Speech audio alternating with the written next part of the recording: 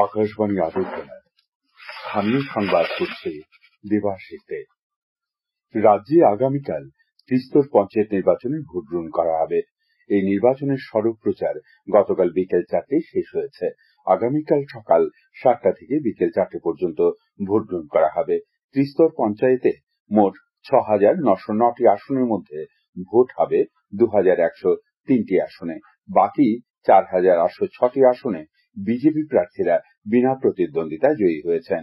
Vote পর্ব শান্তিপূর্ণভাবে সম্পন্ন করতে প্রয়োজনীয় সব ধরনের নিরাপত্তা ব্যবস্থা গ্রহণ করা হয়েছে।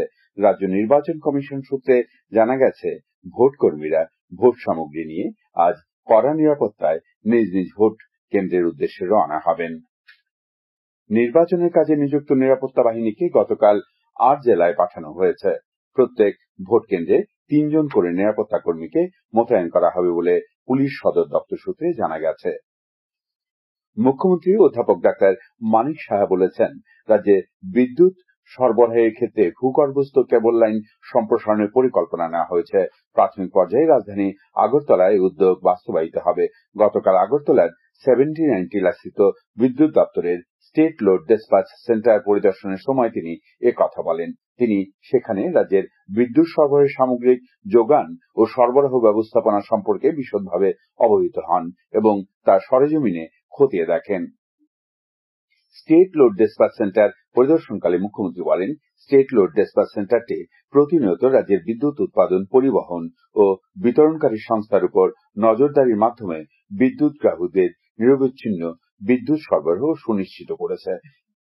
সাইবার সুরক্ষার নিয়মাবলীগুলি পূরণ করায় কেন্দ্রীয় সরকার রাজ্যের স্টেট লোড ডিসপ্যাচ সেন্টারকে ISO সার্টিফিকেট প্রদান করেছে, যা রাজ্যের জন্য উল্লেখযোগ্য বিষয়।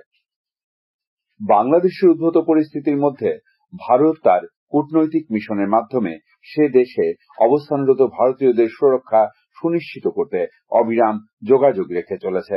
গতকাল সংসদে পররাষ্ট্রমন্ত্রী ডক্টর এস জয়শঙ্কর একথা জানিয়েছেন। এদিকে গতকাল নয়াদিল্লিতে বাংলাদেশের পরিস্থিতি নিয়ে কেন্দ্রীয় সরকারের উদ্যোগে সংসদ ভবনে সর্বদলীয় বৈঠক অনুষ্ঠিত হয়।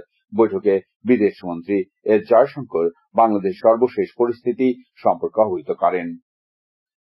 বিএসএফ এর মহানির্দেশক দলজিৎ সিং চৌধুরী আজ আগরতলায় আসতে পারেন। বাংলাদেশ উদ্ভূত পরিস্থিতির পরিপ্রেক্ষিতে তাঁর এই সফর বলে জানা গেছে। বিএসএফ এর মহানির্দেশক দলজিৎ সিং চৌধুরী বাংলাদেশ সীমান্তের স্পর্শকাতর এলাকাগুলো সফর করবেন। গতকাল তিনি পশ্চিমবঙ্গের উত্তর 24 পরগনার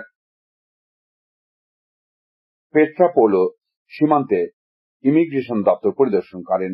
এর আগে তিনি পেট্রাপোলো বেনাপোল সীমান্তের 0 পয়েন্ট পরিদর্শন করেন। বিএসএফ আধিকারিকদের সঙ্গে বৈঠক করেন। লোকসভায় গতকাল অর্থ বিল 2024 বিবেচনার জন্য গ্রহণ করা হয়েছে। আলোচনার সূত্রপাত করে কংগ্রেসের ডক্টর অমর সিং অভিযোগ করেছেন যে কেন্দ্রীয় বাজেট কেবলমাত্র উচ্চ আয়ের লোকদের স্বস্তি দিয়েছে এবং মধ্য নিম্ন আয়ের গোষ্ঠী উপেক্ষিত হয়েছে। তিনি বলেন, দেশে কৃষির প্রবৃদ্ধি কমেছে। আলোচনায় অংশ নিয়ে বিজেপির নিশিকান্ত দুবে বলেন, কেন্দ্রীয় বাজেটে এঞ্জেল ট্যাক্স বিলুপ্ত করার প্রস্তাব দেওয়া হয়েছে, যা দেশের স্টার্ট আপ এবং তরুণদের চাকরির সম্ভাবনাকে বাড়িয়ে তুলবে। তিনি অগ্নিবীর প্রকল্পের সমালোচনা করার জন্য বিরোধীদের সমালোচনা করেন। আজ 13তম ভারতীয় হস্ততাঁত দিবস। এ উপলক্ষে রাজ্যেও নানা কর্মসূচির আয়োজন করা হয়েছে।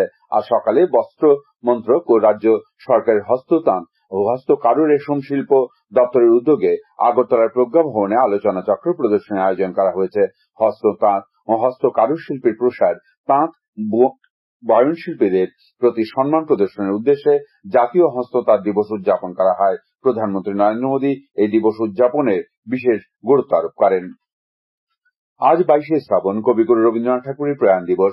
কবির প্রতি শ্রদ্ধা জানাতে ও কবি স্মরণে রাজ্যেও নানা অনুষ্ঠানের আয়োজন করা হয়েছে। রাজ্য সরকারের তথ্য সংস্কৃতি দপ্তরের উদ্যোগে আজ সন্ধ্যায় আগরতলার রবীন্দ্র শতবার্ষিকী ভবনে কবি প্রণামের আয়োজন করা হয়েছে।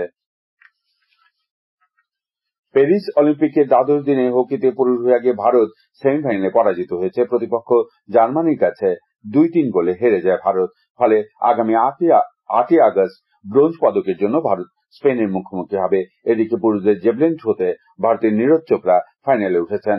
কোয়ালিফাইং রাউন্ডে নীরজ 89.34 মিটার দূরে ছুড়ে ফাইনালে খেলার ছাড়পত্র আদায় করে নেন। এই বিভাগে অপর খেলোয়াড় কিশোর জানা 80.73 মিটার ছুড়ে বিদায় নেন। কুস্তিতে মহিলাদের 50 কেজি বিভাগে ভিনেস ফগট আজ ফাইনালে আমেরিকার সারাহ হিলডেব্র্যান্ডের বিরুদ্ধে স্বর্ণ পদকের জন্য খেলবেন। আবহাওয়ার খবর।